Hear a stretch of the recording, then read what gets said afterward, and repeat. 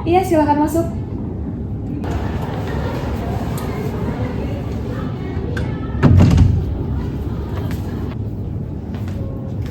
Permisi Bu,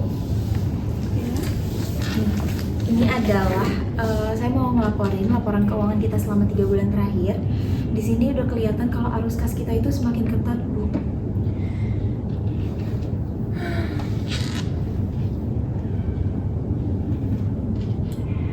Saya udah duga sih penjualan kita bakal turun. Tapi biaya operasional kita tuh udah nggak bisa ditekan lagi. Maka dari itu sih Bu, kalau misalnya kondisinya bakal kayak gini terus, bulan depan bisa-bisa kita nggak bisa bayar gaji karyawan. Kita harus bertindak. Tapi saya nggak mau keputusan ini tuh bisa melukai orang-orang yang sudah berjuang sama kita dari nol. Memang iya sih Bu, keputusan ini pasti sulit banget bagi Ibu dan bagi perusahaan. Kita udah coba mengurangi biaya, negosiasi ke vendor juga, bahkan penyesuaian jam kerja juga sudah dilakukan. Tapi hasilnya ternyata memang belum cukup. Berarti kalau melihat kondisi yang kayak gini terus, secara realistis perusahaan harus PHK ya Bu, sebagai opsi terakhirnya.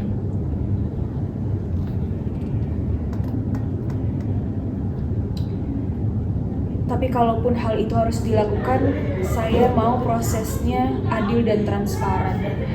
Kita nggak boleh memutuskan secara sepihak. Berarti keputusan ini harus kita ambil secara objektif dan harus kita komunikasikan segera ke karyawan-karyawan kita Bu. Betul, kita jelasin kondisinya apa adanya perusahaan ini. Dan kasih ruang untuk berdiskusi tambahan. Mereka juga berhak untuk tahu bagaimana keadaan perusahaan dan kedepannya mereka. Baik Bu, nanti akan saya sampaikan kepada karyawan-karyawan biar kita bisa rapat internal perusahaan mengenai kondisi perusahaan kita yang sekarang. Baik rekan-rekan sekalian, terima kasih telah meluangkan waktunya untuk pertemuan kali ini. Jadi tujuan dari pertemuan kita ini adalah saya yang ingin menyampaikan terkait dengan kondisi perusahaan kita secara jujur. Jadi perusahaan kita itu sedang menghadapi penurunan penjualan yang cukup berat. Dan ini bukan karena kinerja dari individu, tetapi karena kondisi pasar yang tidak bisa diprediksi. Mama, Bu izin menyela. Tapi ini berdampak nggak ya buat karyawan-karyawan di sini? Kalau untuk itu, saya tidak ingin menutup kemungkinan apapun. Namun, sebelum mengambil keputusan, saya ingin mendengar masukan dari kalian sekali. Izin Bu, mungkin untuk mengatasi masalah itu, perusahaan bisa menunda ekspansi terlebih dahulu atau mungkin proyek baru itu bisa ditahan dulu Bu. Itu sebenarnya ide yang bagus sih. Beberapa juga sudah kita lakukan sebenarnya, tapi memang dampak yang dihasilkan itu belum signifikan. Tapi Bu, kalau ada pengurangan, emang prosesnya bakal adil buat karyawan-karyawan yang ada di sini? Itu semua adalah komitmen saya. Tidak ada keputusan yang sepihak. Dan semua itu juga berdasarkan pertimbangan yang jelas dan manusiawi. Dari hasil rapat kita bersama rekan-rekan tadi Bu, di sini kita bisa gunain evaluasi kinerja mereka. Terus juga kita dari kondisi perusahaan yang sekarang kita bisa lihat kebutuhan posisi karyawan yang dibutuhin perusahaan sekarang dan potensi jangka panjang perusahaan sebagai dasar gimana sih keberlanjutan perusahaan kita di masa yang akan mendatang. Oke, tapi pastiin kalau misalkan nggak ada unsur yang subjektif ya. Karena kita juga perlu mempertimbangkan kondisi pribadi dari para karyawan tersebut. Baik Bu, pasti saya pastikan setiap keputusan bisa dipertanggungjawabkan sama perusahaan. Sebenarnya ini tuh bukan keputusan yang mudah. Tapi kita juga harus melakukannya dengan hati nurani dan memikirkan kesejahteraan karyawan juga. Oh ya Mbak, saya hampir lupa. Untuk Mas Evander, apa udah Mbak hubungi ya untuk datang ke sini? Udah kok Bu, nanti mungkin abis ini dia bakal datang ke sini. Permisi, apa benar Ibu memanggil saya? Iya Mas Ivan, silakan masuk. Oh itu Bu, Mas Ivannya udah datang.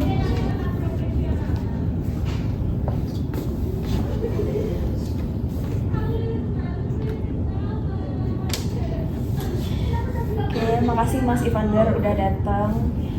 Jadi sebenarnya tujuan saya manggil Mas Ivander melalui Mbak Alisa ini karena secara pribadi saya ingin menyampaikan sesuatu sama Mas Ivander. Perusahaan ini dan terutama saya sangat menghargai kontribusi Mas Ivander selama Mas Ivander bergabung dengan perusahaan ini. Kan udah kita ketahui juga ya kondisi perusahaan kita selama beberapa bulan terakhir itu kayaknya kurang memungkinkan untuk mempertahankan karyawan sebanyak ini karena kondisi keuangannya yang dimana itu bikin perusahaan itu nggak bisa untuk membayar seluruh upah karyawan yang ada di perusahaan ini.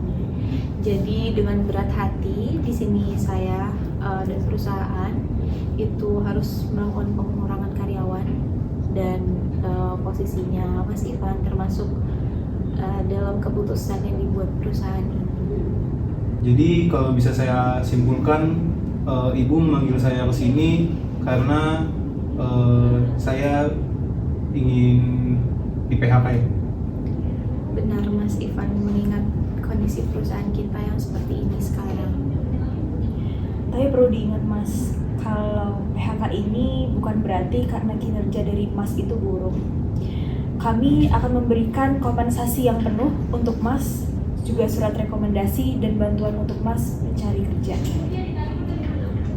Baik, mungkin sebenarnya ini sangat berat ya buat saya karena mungkin saya juga harus menanggung beban dengan keluarga saya di mana saya harus menafkahi keluarga saya. Tapi mungkin ini sudah keputusan bagi perusahaan juga dan saya mengerti dan saya juga menghargai keputusan tersebut.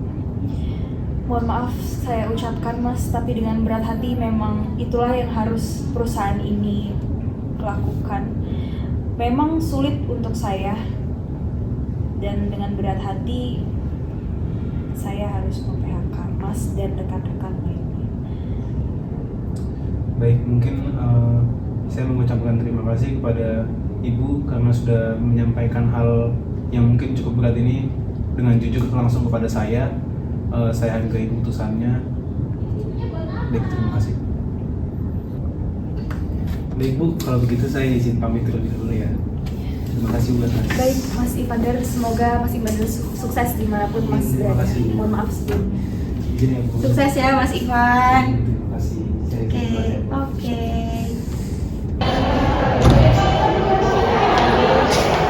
Kok apa? Ngapain kau dari rumah ibu? Ya, kayaknya aku udah gak bakal pulang lagi ke sini deh. Aku gak bakal, ya aku di PHK. Sumpah, kenapa? Kamu kan sesuai rapat kemarin juga, kamu juga udah tahu karena perusahaan kita juga lagi ada masalah yang cukup berat juga. Jadi kan kemarin juga udah dibilang juga akan ada orang karyawan dan ternyata itu aku.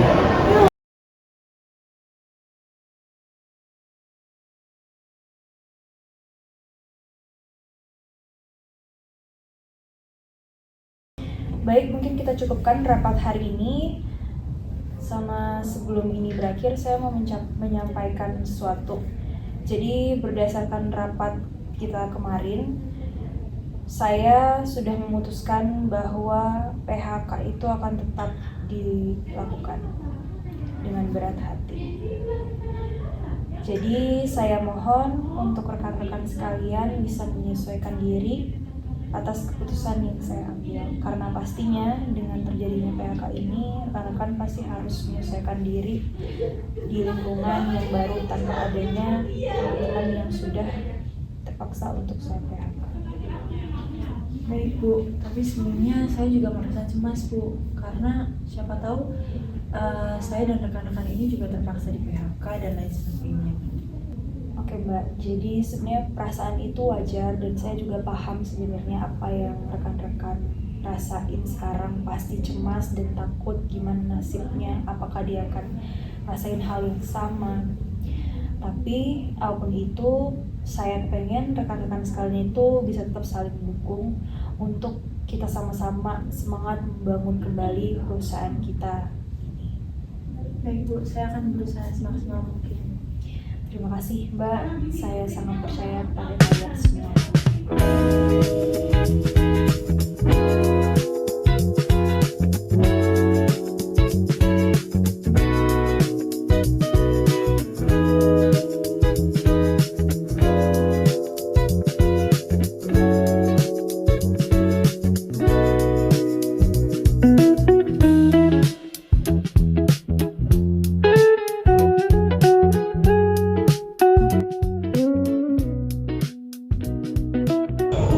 Dalam situasi perusahaan yang sedang krisis seperti ini, peran pemimpinlah yang akan menjadi penentu.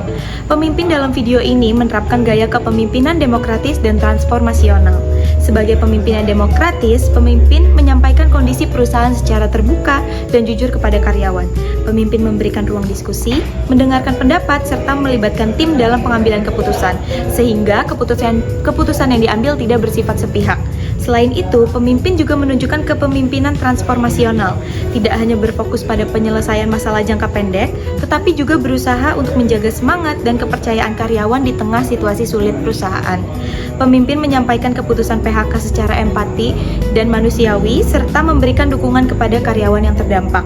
Sementara itu, kepada karyawan yang tetap bekerja, pemimpin membangun visi, harapan, dan semangat untuk bangkit bersama. Dengan menggabungkan kepemimpinan demokratis dan transformasional, pemimpin mampu mengambil keputusan secara adil, transparan, dan tetap menghargai nilai kemanusiaan. Ada beberapa kelebihan dan kekurangan dari gaya kepemimpinan demokratis dan transformasional. Untuk kelebihannya, yang pertama yaitu ada melibatkan karyawan dalam pengambilan keputusan.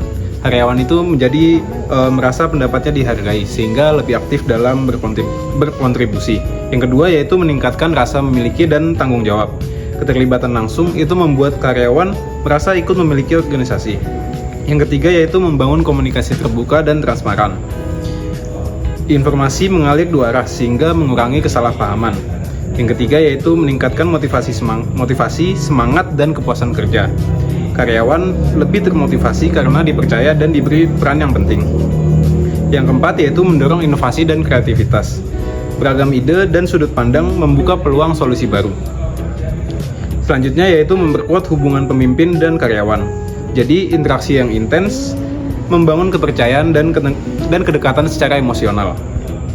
Yang selanjutnya yaitu menghasilkan keputusan lebih berkualitas. Jadi keputusan didasarkan pada banyak masukan, bukan satu sudut pandang saja.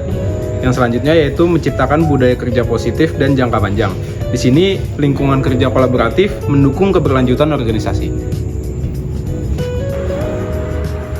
Untuk selanjutnya, ada kekurangan pada kepemimpinan demokratis dan juga transformasional. Untuk yang pertama, ada proses keputusan yang lebih lama. Hal ini dikarenakan memerlukan banyak diskusi, sehingga membutuhkan waktu yang lebih panjang. Untuk yang kedua, ada kurang efektif dalam kondisi darurat. Biasanya, banyak keputusan-keputusan yang perlu adanya keputusan cepat, sehingga musyawarah itu tidak diperlukan. Untuk yang ketiga, ada bergantung pada kemampuan pemimpin. Pemimpin harus mampu mengelola ide, konflik, dan juga arah organisasi yang sudah ditentukan di awal. Untuk yang keempat, ada berpotensi menimbulkan konflik. Nah, biasanya pada diskusi ini timbul pendapat-pendapat yang memicu gesekan jika tidak dikelola dengan baik. Untuk yang kelima, ada tidak semua karyawan siap terlibat aktif karena karyawan itu memiliki karakter yang berbeda-beda, sehingga tidak semua karyawan percaya diri dalam menyampaikan pendapatnya. Nah, untuk yang terakhir, ada risiko mengabaikan detail organisasi dan operasional. Karena fokus pada visi besar dapat membawa aspek teknis yang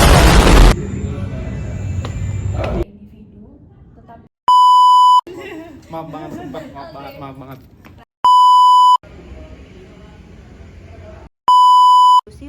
sehingga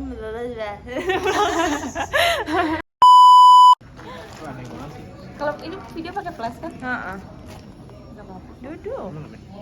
Nggak ada.